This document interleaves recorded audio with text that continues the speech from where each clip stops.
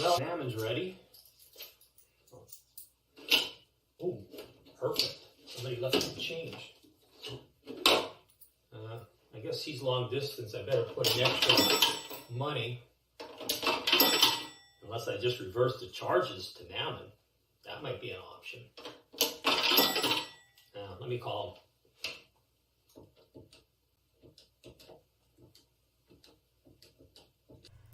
Hello, fellow comic bookworms. This is Now Man. Welcome to my channel.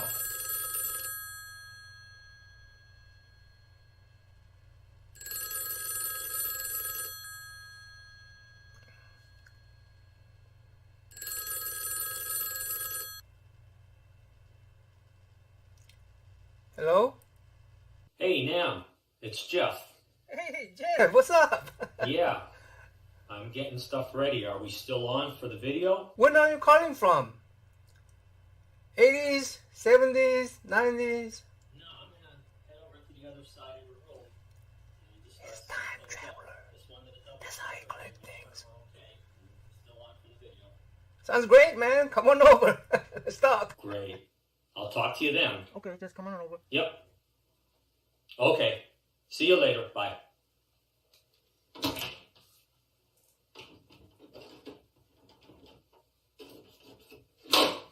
Nothing.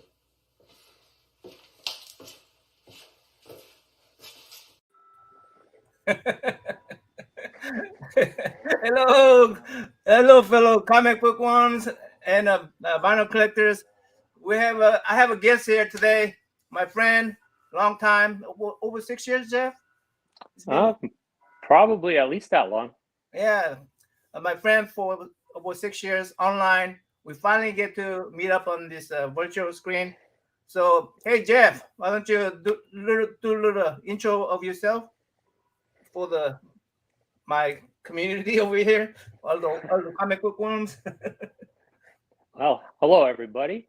Nice to be here and see everybody, or kind of see everybody.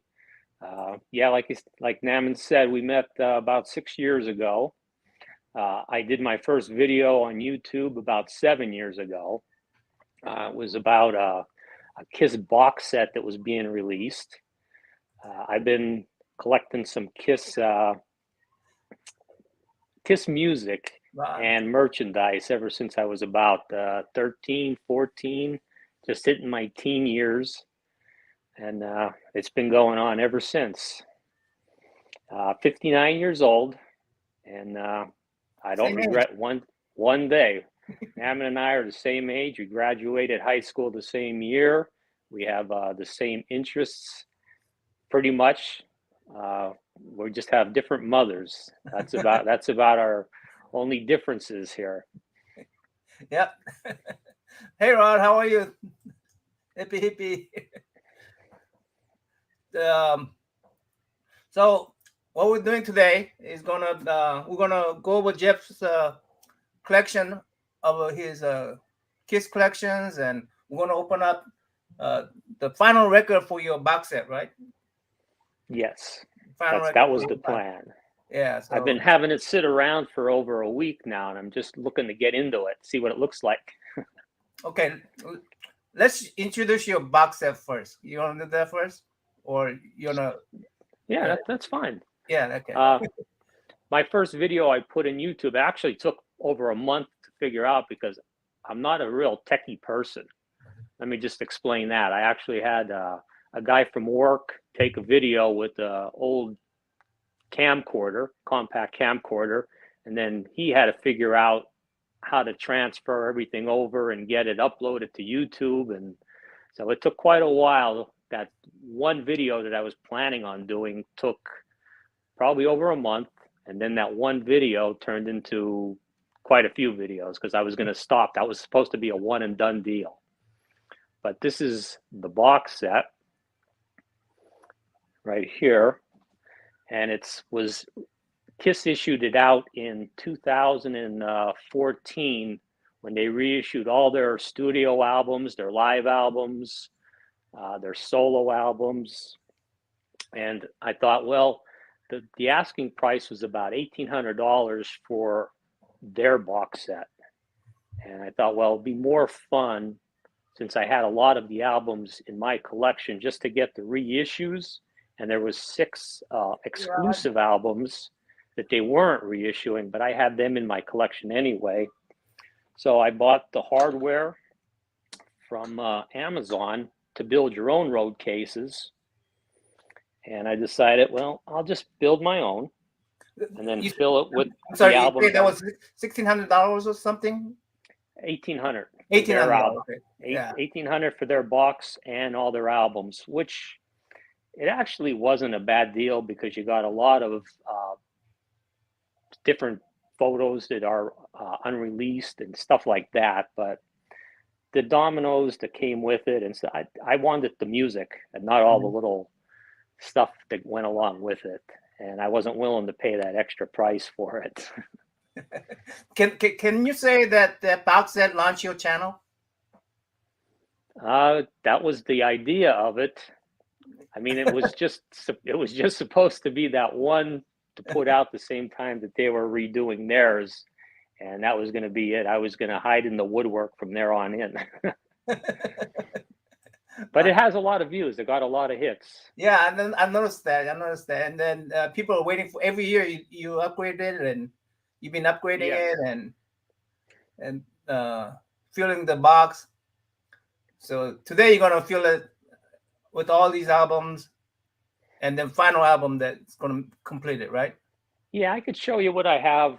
I mean, I only put it up to 2014 is what I'll show what they had in theirs, and I have a few that are just I put in myself because they didn't have them. They have one album that they didn't even really own the rights to it. Walmart owns the rights to that one album that wasn't even in the box set. Fortunately, I bought it when it was put out, so I have it in my box set, which is nice because it was one of their studio albums, and I thought, they should have done something to be able to get those rights back and be able to issue every one of their albums like they wanted to do. That was tough luck leaving that one out that, if you didn't have it, because there was only 5,000 pressings of it made in 5 different colors, black, red, purple, green, and the blue, one for each of their color, and the black vinyl, which I have the black vinyl. So, hey, Rod, we're going to show off that lamp later on the show, so stay tuned. Yeah. That's another homemader. So the first one that, obviously was their debut album. So that was one that they have. Their second album. Yeah, I got that one. And these are all the 180-gram heavyweight vinyl. Wow. So that's all of them. Yeah, that's why I wanted to get them, because it was upgrading my copies. I have a lot of the originals. Their third album. Cool. This one is from 1975.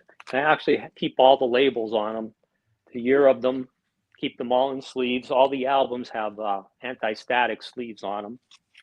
Hey, Brian.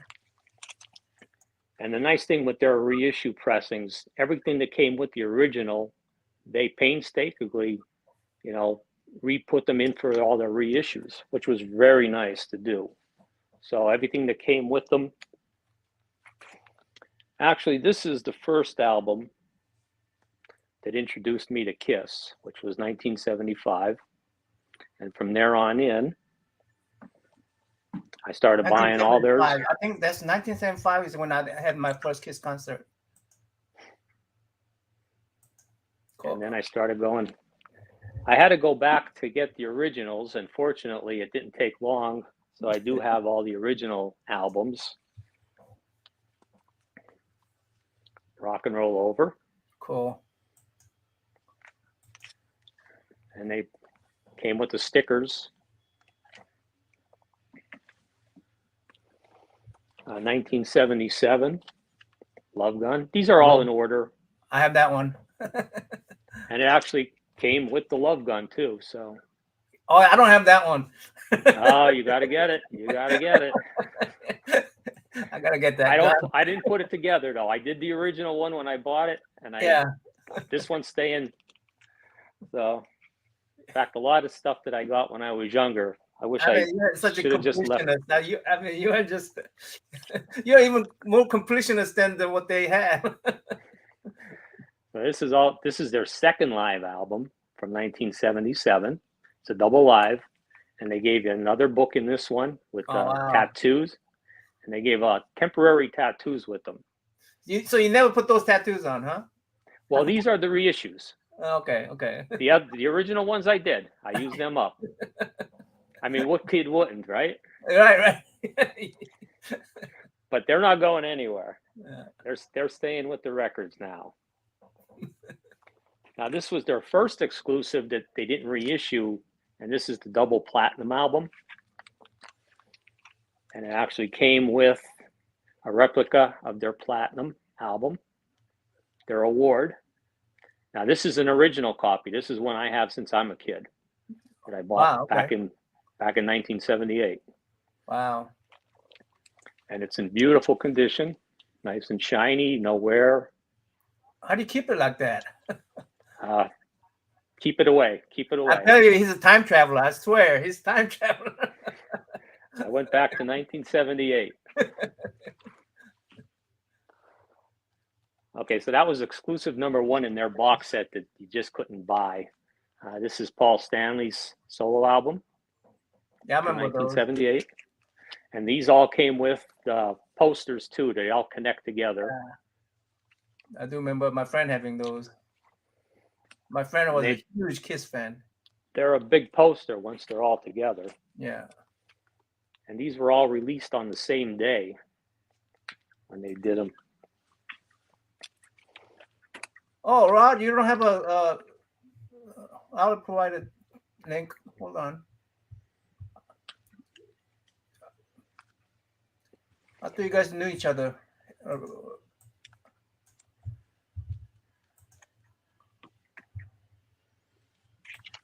I'll just keep on going.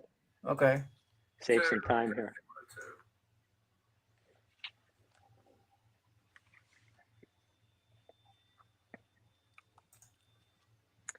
The next one is from 1979, and it's the best of the solo albums, which they didn't put in their box set. But hey, if you have the four, you might as well put the best of them in. So that's one of my originals. Yeah, this is 79 is Dynasty. Cool. And this was the one I was made for loving you. Was the fans started going up in arms that they were selling out to disco, which couldn't have been anything further from the truth. And actually, that was the last album that Peter Criss played on. So I guess Jeff is a Kiss fan. A little bit. Thanks, Rod. I'm actually missing some of those comments there. I have to shrink them down a little bit. And we have Unmasked. That looks like a comic book. That's for you. That's for you guys. Yep. It's a lot of comics in that. And then this was the album from 1981 that I graduated along with Naman. Yeah. 81. Class of 81. Class of 81. And this one actually really did lousy. And even Paul Stanley says either you love it or you hate it. And I love this album. It was the music from The Elder. But it's a good album. I really enjoy it. And it's a lot of Kiss fans do love that album, and a lot of them hate it. They hate it. Do you have one that has a disco in it? That was the Dynasty one. Yeah. I was made for loving you. Okay. That was off of this album. You know what? I thought that was pretty progressive of them to do that. Hey, they always tried to do something and stay going and stay relevant with their music. And this was the first one that Eric Carr played on, replacing Peter Criss. Do you guys have a Marble Kiss special with the blood mixed in? What's that? Do I? No. What do The you know what comic I'm book? talking about? That comic book. Oh, comic book. Yeah, then back in, I forget what year it was, they all went into, they did their comic book and they poured little vials of blood into the ink so that when they printed it, they would have their own blood in the printing of the comic book. Wow. Do you have that, Raj?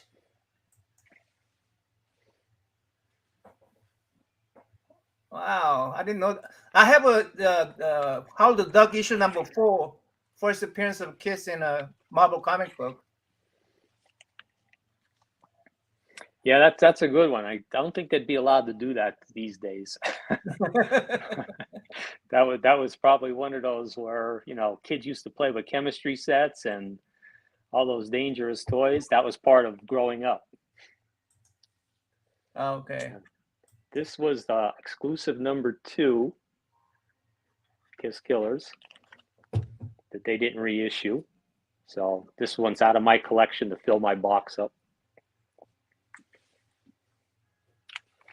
Their first album, Without Makeup, Lick It Up, Yeah. from 1983. Yeah. The fans used to tell them, you know, you're using makeup, you're crazy, it'll never work. And then when they wanted to take it off, they told them the same thing. You're taking off your makeup? That's crazy. It'll never work. So this goes to show you. Only blood in comic is from paper cut today. I had a few of those.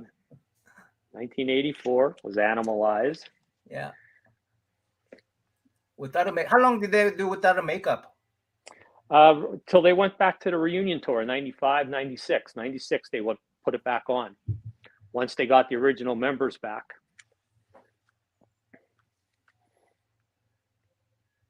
Asylum. This is Asylum. That's from 85. They were pretty much, the first 3 albums were all put out like within a year and a half. And then they started doing mostly one every year. Crazy Nights.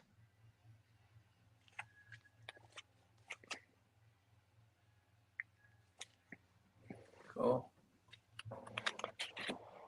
Their third exclusive was Smashes, Thrashes, and Hits. And most of their exclusives that they were issuing into this box set that you couldn't buy were all compilation albums. Cool. And this is my original copy, obviously. That was the only downfall with not buying the set, is if you didn't have the albums that were in that set, you were kind of screwed a little bit because you couldn't complete that set, which is what we're going to be looking at pretty soon anyway. So, Hot in the Shade. Simon looks scary without a makeup on. That's a Sphinx. One of the few that they didn't use their images on too. Usually okay. No. Not even a Easter egg somewhere in that Sphinx. No. Oh. Nope. They're just, you know, why they chose to do that, not sure. Now this is Revenge, Okay. and this is the first album when Eric Card passed away, where they got our current lineup drummer Eric Singer. So Revenge started getting a little heavier now. They wanted to get back into their roots. More heavy metal stuff. Yeah, Yep. I guess that's what all the metal stuff for.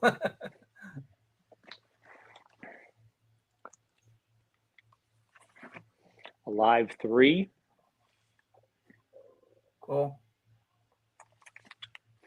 And we're on the Mercury label. They started out on the Casablanca label. This is You Want It the Best. This was another exclusive, one of the 6 that came in the box set. This is one of my original copies. Now we are at the one and only that I didn't have for the box set. It was called Greatest Kiss, and what I had in here was just to kind of fill the void. It was a turntable mat. The 2014 Rolling Stone magazine, when they were going into the Rock and Roll Hall of Fame. You didn't bag it. You didn't bowl that. Yeah. You did bag it though. And the calendar, the KISS calendar for 2014 as well. Cool. They So back on the makeup too. Yeah, and that's what I wanted to keep all the 2014 stuff in the box set, which was nice. So now I have a sleeve. It's already marked that I have an album. And I don't know if you wanted to show yours as well. Well, let me see. This one came in the mail a couple weeks ago. Let's talk about how people are flipping that. Yeah, that's interesting. I'll start opening this up.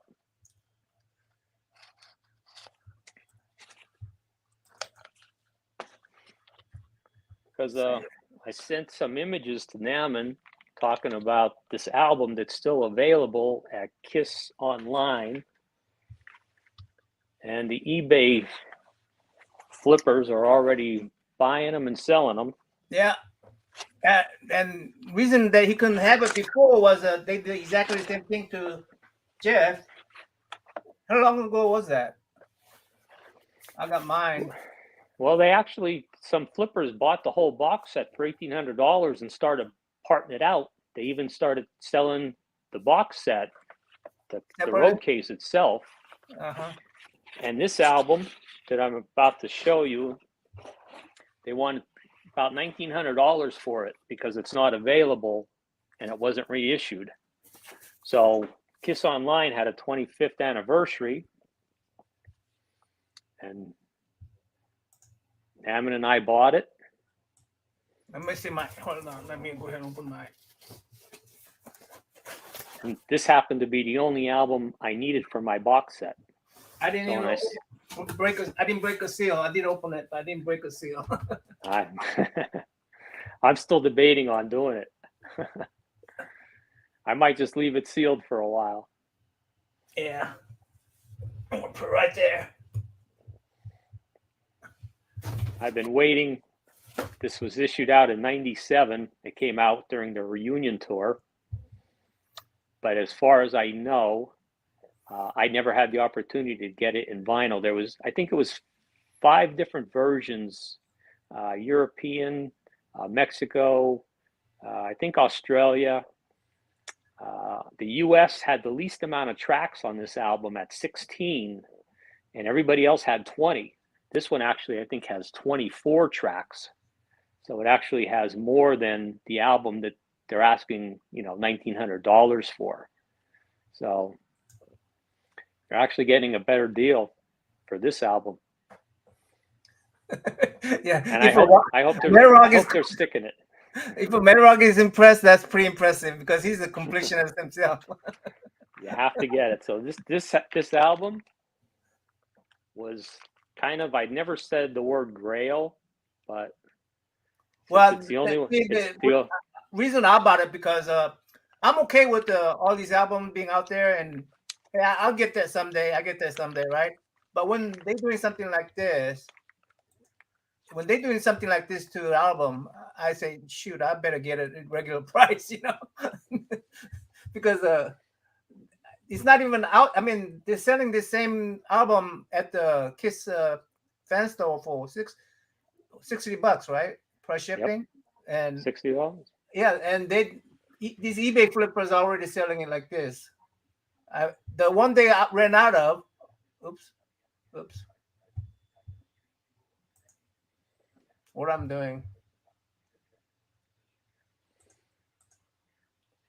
One they ran out of is selling at $879. The one with the picture disc. They sold out, so they were just flipping it like crazy. That's there was only 500 copies of those pressed too, which made it kind of rare, and it sold out real quick. Yeah. By the time I got the email on that and went into the site, they were already sold out. Yeah, it was $60 the one that we just got. Right. Yeah. And they're allowing 4, I think, per customer, which hurts because if people buy 4 and they go out real quick, they get sold out. I just bought the ones that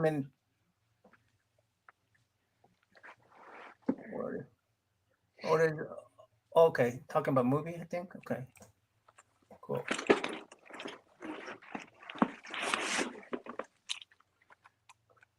So still in the reunion, Kiss Unplugged, which started it. MTV asked them to do an unplugged concert. Mm-hmm. So that kind of worked out nicely. Everybody was happy to see the original lineup back together. During MTV Unplugged, there was actually 6 of them. The lineup at the time, which included Bruce Kulick and Eric Singer, and then they brought Ace and Peter back, so they had 6 of them playing towards the end of the program as special guests. And everybody just kind of clicked together, and they had to let 2 members go so that they could start the reunion tour. And they were pretty gracious about doing it. Bruce Kulick actually never joined the band back after Peter, Chris, and Ace quit again. I think his feelings might have been hurt. Eric Singer came back as the drummer, but they needed another replacement, which brought Tommy Thayer in, and he's our current lineup now. Right. 97 was Carnival of Souls, and this was the last album with Bruce Kulick as well. This was released only because they had a studio album, which was this, but they held off because of the reunion, getting the 4 original members back. And what they wanted to do was, since they were being bootlegged with that album, they decided to release it as a studio album and not lose out money. That sounds like Gene. Another Psycho Circus, which was... Oh, I got that one. I got the CD version. This has the lenticular cover, and this is a first, if I'm not mistaken, this was one of their first pressings as well. Yes, first ever pressing in vinyl. Is that It was only, only available. This one here was 1998. But what is about 90s? They got all this lenticular stuff going on with the it was something that, with everything. So, and this is a good album. This is the only one. This is the only studio that they actually put out while they were in the reunion. The rest of them, I think they did 3 greatest hits while they were in their reunion. Only 1 studio album, which was a shame because they had the people and they should have did at least another 2 albums. Kiss Symphony. This is from Australia. They did Melbourne Symphony with this album. This is a triple. And this only actually, I think, had 10,000 copies pressed, and I had fortunate that I was able to get one at the time. And this is actually another exclusive in the box set that wasn't reissued. And anytime there's low numbers like the one I'm about to show coming up, which only had 5,000 copies, this one only had 10,000 copies. They kind of made them exclusive so that I guess they made them a little rare and people would buy the box set because they weren't out on the market. Nobody was giving up their albums like that. 2006, the Millennium Concert. They recorded this back in 1999 and 2000, New Year's Eve, and they never released it until the box set came out. It was only available on a CD box set that I have. But it was nice. This is the first pressing issue too, so it was nice to get it in vinyl. Okay, is that in one of my CDs box set that I have? Only if you got the live box set. It came with 3 live albums and that one. Okay, that's not it then. Okay. Yeah. In fact, let me grab it quick and I'll show you. Okay.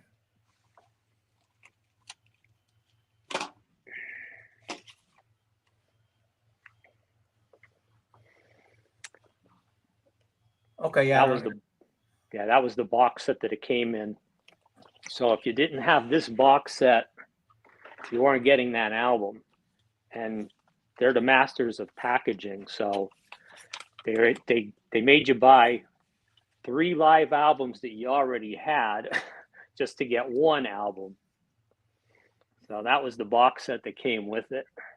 But Who do you think to is be businessman between the Stanley or Simon?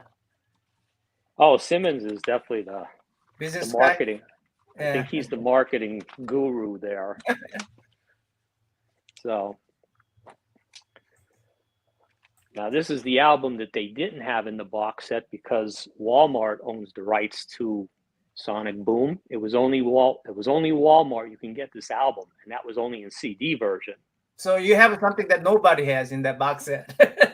Right. Kiss couldn't put this in their box set. So this is just a black vinyl. Like I said, they only pressed 1,000 of 5 different colors, and this is black. Mm. So this one was nice to keep. I'm glad it was in my collection because would you look for the other color ones? No, I don't feel the need to buy the same album just because it's in different colors. I think I like the black the most. If it only comes in colored, then that's fine with me, but I prefer staying with the black because you can actually see the scratches and the flaws, and it's easier to see it in black than colored. Right. And I think maybe that's why I like it, or I was just mainly brought up with black vinyl and it's traditional for me. Yeah. Not sure. And this was their last studio album that they actually put out in 2012, and the last of the box set. So the only other issues that came out since then was in 2016, they put out another live album that came with a Blu-ray of the concert from Las Vegas.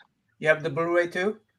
Yes, this actually came with it. It's inside the album, okay. Which was nice. Yeah, they gave you that. But I have it in CD as well. That came out as a box set. And then their last one for 2017 was Kiss World, another greatest hits album. So, and other than, buying all their off the soundboard now, that completed the whole collection there of being able to get that one album, which now I could sleep at night. My box. I used to toss and turn for years now, for 7 years. That box set design wise, you construct that, right? That was all my doing, how I thought maybe it should look. They had just a plain box set that they put out. The lid came off of it, and it just said Kiss on it. There was nothing special. I thought they should have put at least some years on it, the dates they started. This has had 40 years. They had a CD put out because of that as well. So they had, 40 years of music on the CD. They never issued that in vinyl yet either. I'm hoping maybe sometime they will, which would be nice. But because of, and I wanted to keep it true, so I bought road case handles for it. It's on caster rollers, all the metal, the corners, everything that came with theirs, I tried to do with the latch and everything. Cool. So.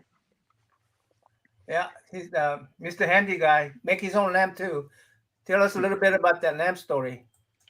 Oh, the lamp behind me was another off-the-cuff kind of thing I wanted to do. A guy at work had given me a paper. He said, "You're a Kiss guy. You might be interested in getting a lamp that the Bradford Exchange was doing." And he handed me this paper.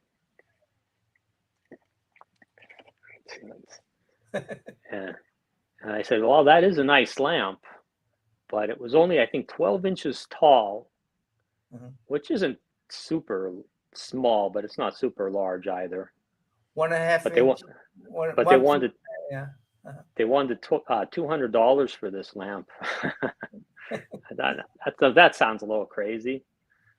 So I thought, well, it might be more fun if I just see if I could find some stuff and build my own and just kind of replicate it to a point. So that's where That's That the lamp. spirit. That's the spirit I like. If the collection you're looking for is too expensive, just build one. Yes, Build one and yourself. then I included my 7-inch singles underneath it as well. That Okay. the little box that's under it has 29 Casablanca singles in that are all just vinyl 7-inch singles. So that made the lamp a nice taller unit, and it made it a little different than the Bradford Exchange that you can actually play music from the lamp. I thought it was a lot more fun. Yeah. And then I did another road case right there. Okay. That's one of my YouTube videos as well.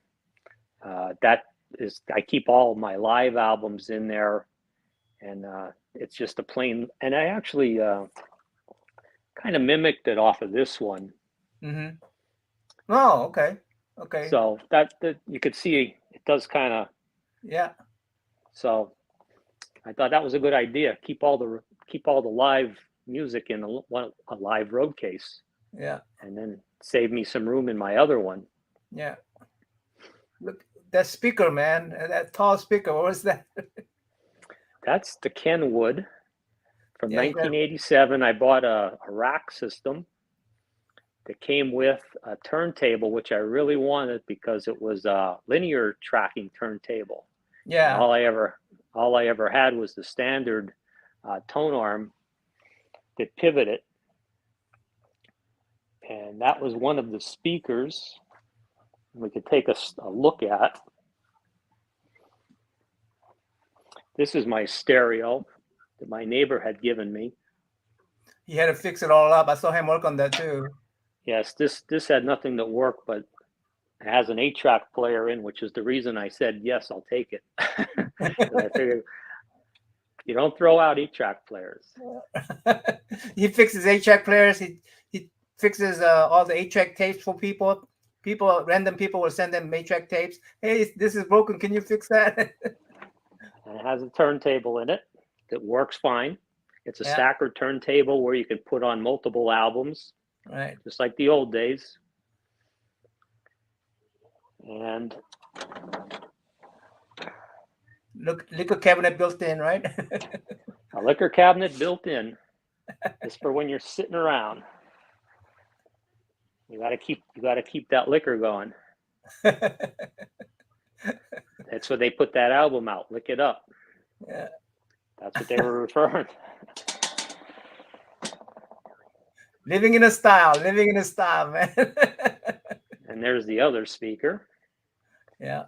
The partner for it. And this is the Kenwood stereo from 1987. Yeah. And that's why I got the KD65F. and that's the linear tracking turntable. Yeah.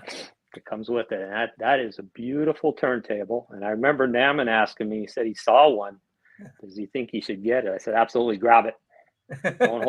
Don't lose it. It's a good turntable. Well, they had the turntable was, they assume it was broken. And I don't have the remote control panel there. Yeah, this one came as a unit with the remote control, which is nice because the remote actually even works the turntable. Yeah. You can start and stop it, which is nice to have a remote control turntable. What I so like about the turntable is it has the option to play in a loop. So you could just play continuously, you follow. It has it has a repeat to it, yeah. Yeah, it has it loops to the beginning and play back. Yeah. Yeah, I just love that. It's at my dad's house right now, but I fixed that KD65F. I got help from Jeff. Jeff was showing inside of it and everything, and so I got help from Jeff to fix that. And yeah, that video is one of my high-hitting video. There's your Funko Pop. Yeah, one of them. And these are some of my albums that I have in my collection.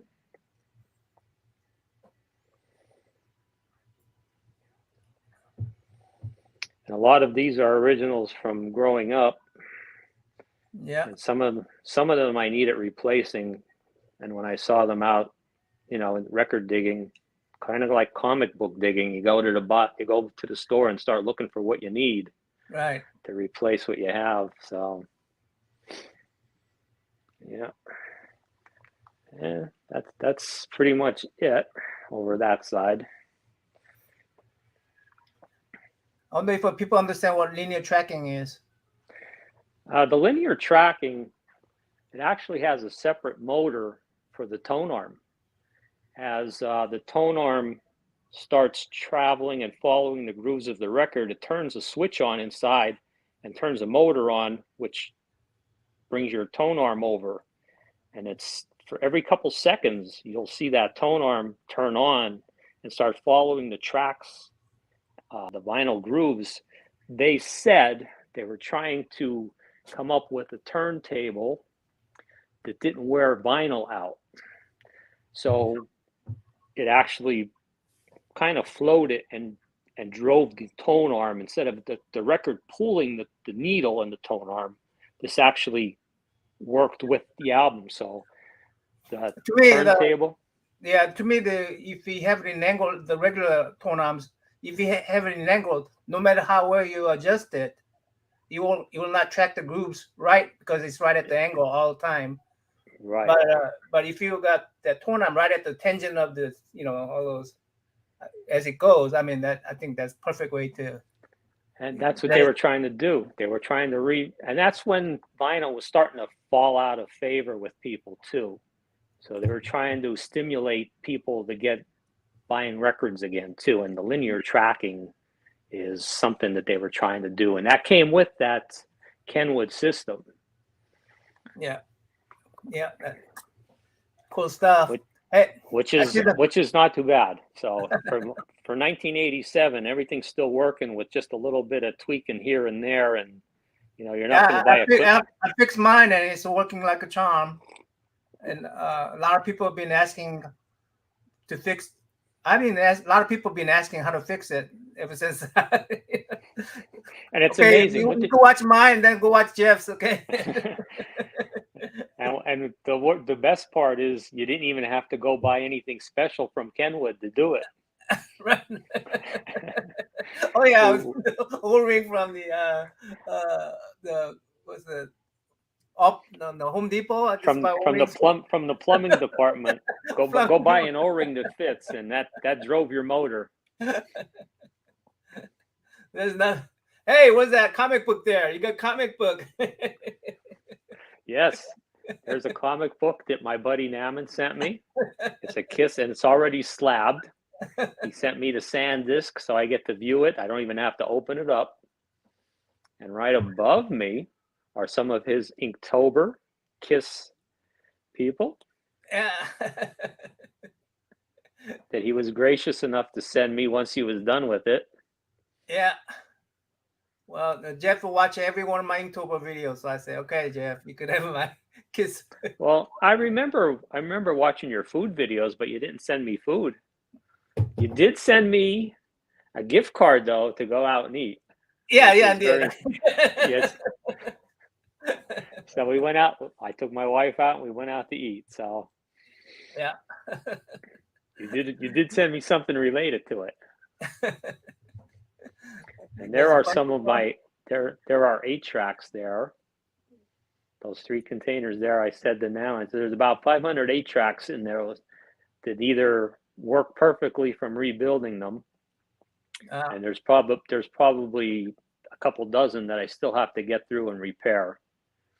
You got some. You are repairing for people, right? The ones I repaired, I already sent out. These are my repairs. Okay. Yeah, you know how it is. Your stuff always has to sit. Other people come first. I don't like hanging on to stuff. If somebody sends me something that they need repaired, I just get it done and send it right out. I don't like holding on to it. Oh, there's that famous phone they call me on. There's my payphone. Now I noticed that the payphone. What year is that from? Oh, that's I think it's around 20 years old. 20 years old. Yep. Yeah. Yeah, it's a Crosley replica of a payphone that is actually a bank/phone. So Yeah. Oh, money bank. Okay. Right. yeah, One thing I and noticed that it had a touch tone instead of dial. yeah, So, I really wish they would have put a rotor on it. mhm.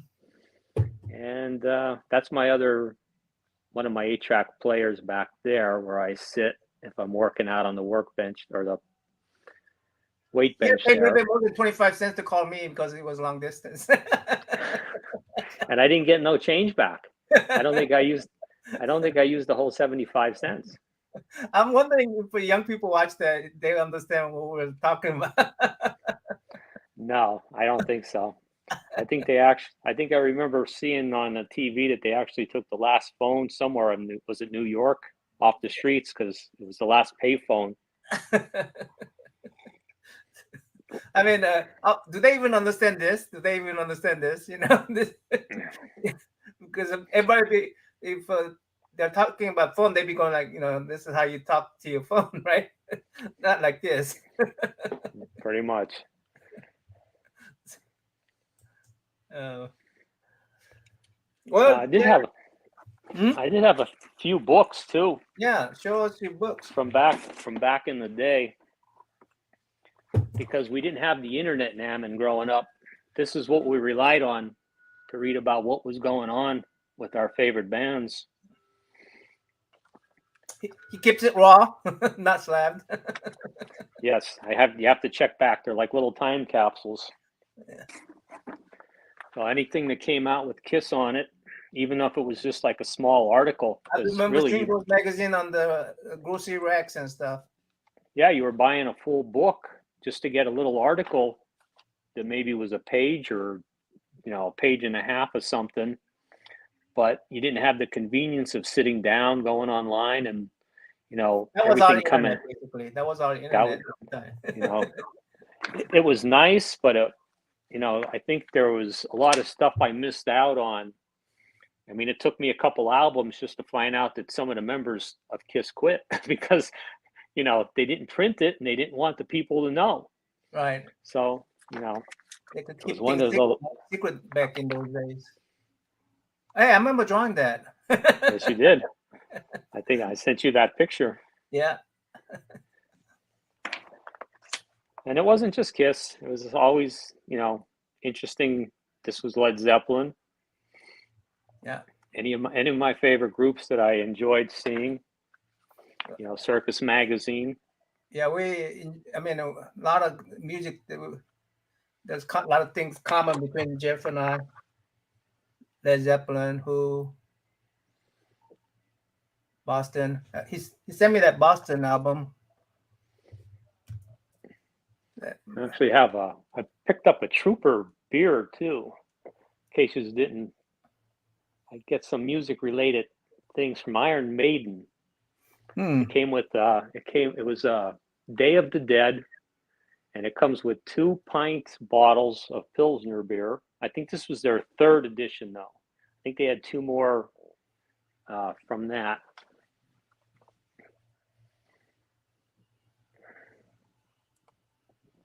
And it's Iron Maiden, and they put out quite a bit of this beer. It's a good seller, and it tastes good. I actually had a few that my friend from work had given me. Is it an empty bottle or is it you kept? No, they're full. Yeah, they're full. Okay. Yeah, because it came with the box, and I just picked that up a few weeks ago. I went in for a case of beer, and I saw that on the shelf, and they're like a little collector's item. Once they sell them out, they don't redo them again. So I saw this other guy who had a Batman cereal from like 1980 with the Batman figure and everything in there. I was at the grocery store. I see that they have a Superman cereal, a Supergirl cereal. Right now? Comics. Yeah. Okay. Anyway, he kept it since 80. I mean, how do you keep those things in good condition if there's food involved? You're not eating. Don't break the seal. Don't break the seal. Got to keep them slabbed. Yeah. Those you keep aside. I mean, those those you don't consume. But to me, way we collect things, you're supposed to consume it, right? You're supposed to consume it, right? And if you're eating comic books, they can eat the cereal. Yeah. So tell why you collect things. Just explain a little bit about that. Well, I'm actually not a big collector. Not like, I mean, when people send me, like, I have a bunch of 8-track players that I collect and hold on to, but they're all given to me by people who are going to throw them out. I don't physically go out looking for buying anything. I kind of, music is probably the only thing that I actually go and collect right now at a point where, and it's Kiss music. I've actually, with the price of records that are going crazy, it has to be something I really, really want, that I had maybe an 8-track that I wanted in vinyl that I never got. Collecting, and you can't buy these stuff anymore. That's why I kind of collected them through the years growing up, and I never had the heart to throw them out. I'm glad I didn't. I've given some books away to people over the years who there was articles in that, like Scott Waters. I sent him some Ted Nugent because he's a big Ted Nugent fan. Scratch fever. Yes, and if I could find people who would appreciate them as much as I do, I usually send them out.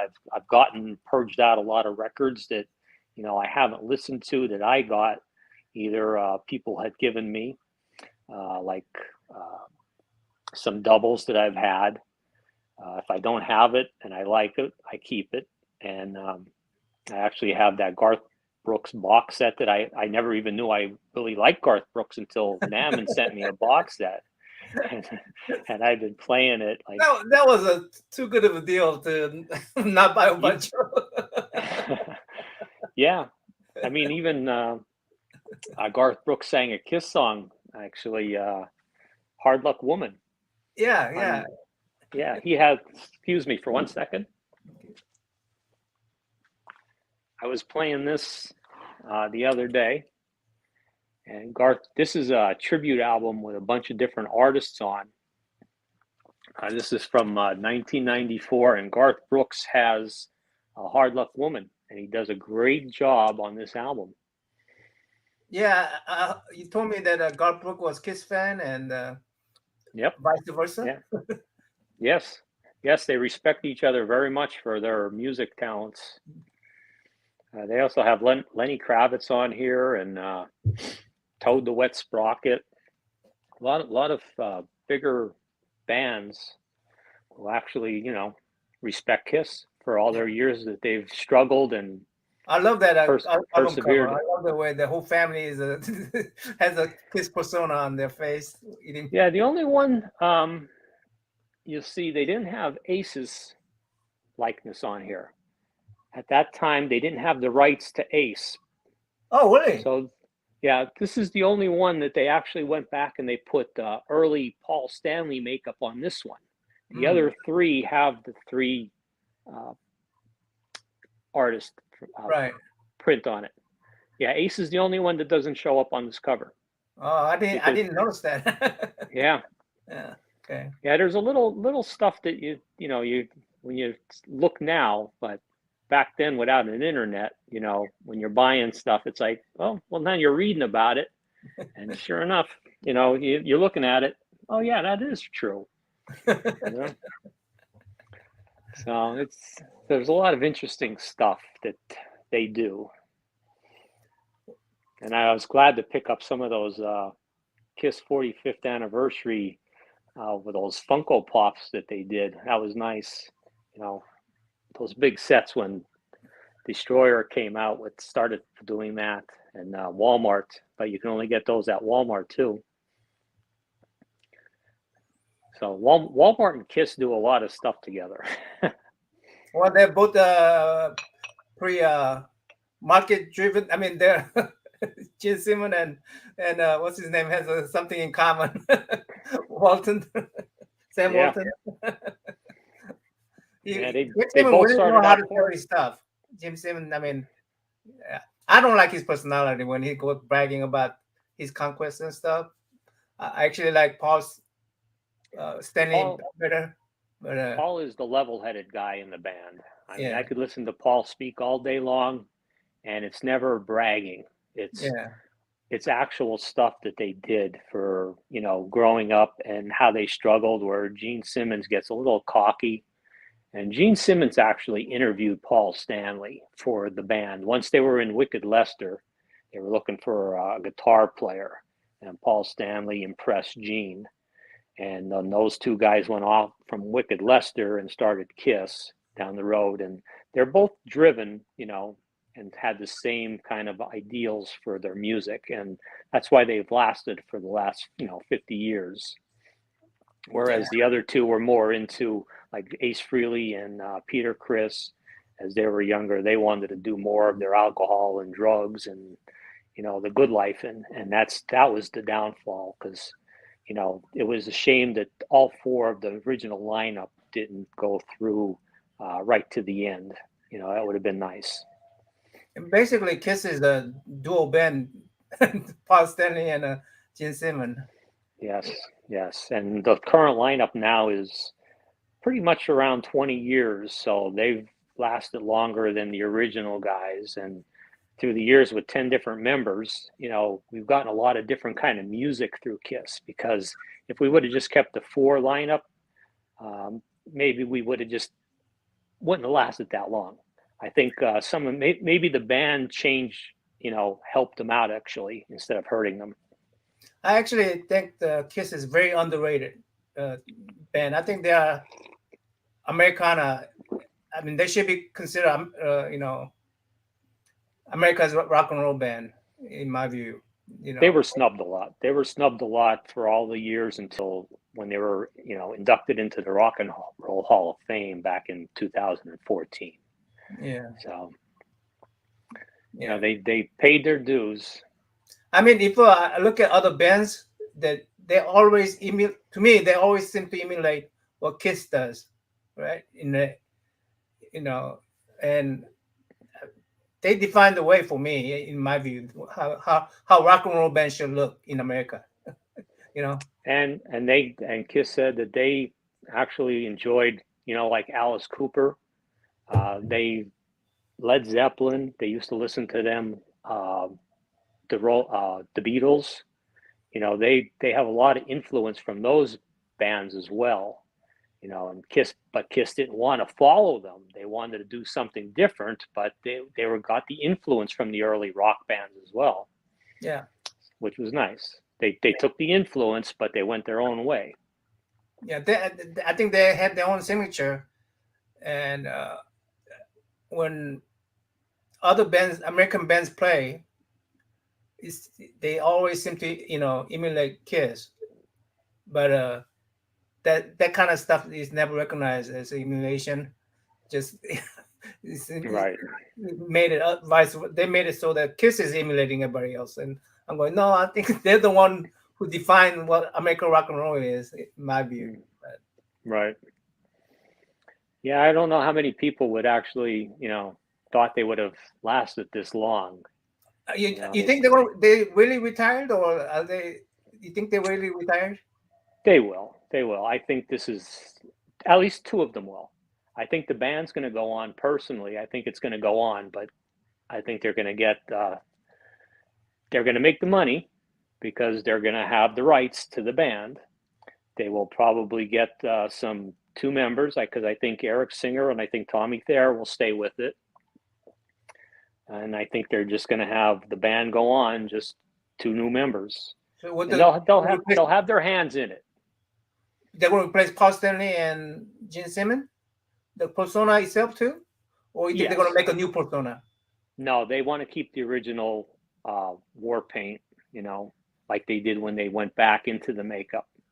They got tired of the early years when, they had the fox and the Egyptian symbol. Yeah. So you know, they didn't want to do that. They didn't want to keep going through changes. They wanted to keep either no makeup or they want to keep the original makeup. So I guess they'll depend on what the fans want. They'll try different things and see. But, you know, Paul Stanley's voice is, I think he's about done. Yeah.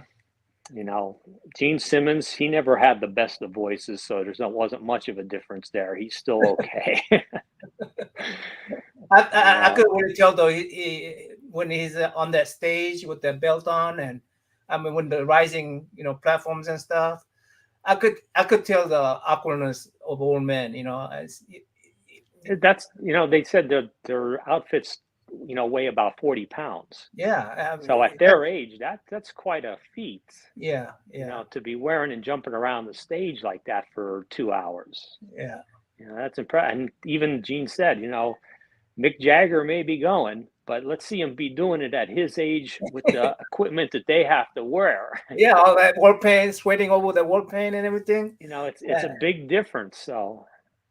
Yeah, that's a lot of work. I mean, the movie makers, when they, all these Marvel Studio movie, the actress has to put the blue paint on. They complain about that. Imagine these guys doing it live with all that paint on, and they do all their own makeup. They never had a makeup artist take care of it. That's 2 hours of their time before a concert, even before they start. Yeah. So it's a pretty impressive and still lasting this long. It's supposed to be last concert. I think this supposed to be last tour, right? It's supposed to be. They want to get to all the venues that they've played over the years. So once they hit all the venues, I think their intent is to call it quits. And as far as where they're going to call it quits is still up in the air.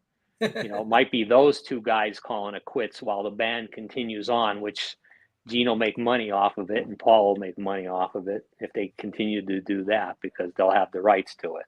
So my best friend college room, hey, DC Irish, my best friend college roommate jumped up on stage and started a song by singing. I got body built for sin, and I put my passion, and the band kicked in on a cue. Except for number one Kiss fan. Yeah. Well, I don't know if Jeff did that kind of stuff. Well, I actually played a little air guitar back in a wedding, and I have a video of it, and I might just post it one of these days. Okay. All right. It was and once you get a little beer and wedding and music and the DJ playing some Kiss songs, and they hand you a blow up guitar and say go at it. I would love to see that, Jeff. I even if I don't, I'll send you the private video. If I don't, okay. Well, I may release it. That was back in I think 2000, so it's about 22 years old, and I still have it in my videos. So I just never uploaded it to YouTube. I wasn't sure because it does have some Kiss music, and now you have me thinking maybe I will. Okay, good. I think that's gonna hit. It may beat your the box bills, those Kiss box bills. It just might. Yeah. Hey Jeff, it was wonderful having you here. I wanted to do this for I don't know how long. Ever since. Well, yes. I think I think you wanted me to launch the series off, and the timing was never right to it. Yeah. So, I had to keep I apologize. I had to keep putting you off, but there's a lot of stuff going on. I'm actually on vacation this last week, so it kind of worked out, where I had some time off of work. And it's like now or never. So let me squeeze you in.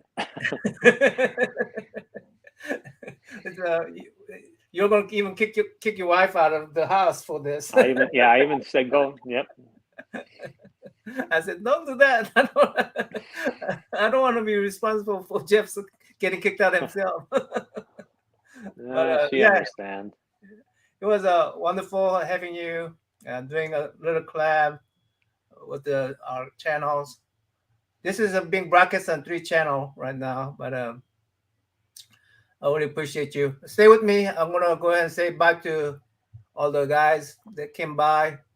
And I want to thank everybody for all your wonderful comments there too. Yeah, let's see. Rod came by. Rod from Happy Hippie, he came by. Brian, thanks, Brian. Lost Comic Kid, and I hope they weren't too bored with seeing Kiss vinyl instead of comics. Circumstance. How can you be bored with Kiss? You either love them or you hate them. What can you say? Yeah, that's true. And DCRH came by. Hey, thanks for you guys showing up.